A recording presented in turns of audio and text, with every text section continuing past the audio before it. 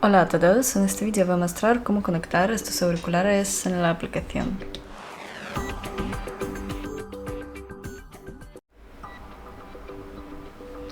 Los auriculares ya deben estar conectados al teléfono. Descargamos la aplicación Xiaomi Earbuds.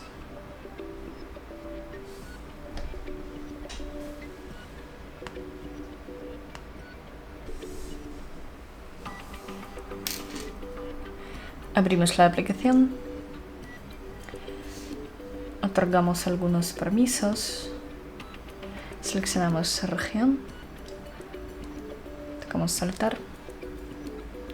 Y tocamos añadir auriculares o los auriculares conectan automáticamente. Y eso es todo. Gracias por ver. Denle like y suscríbanse a nuestro canal. Adiós.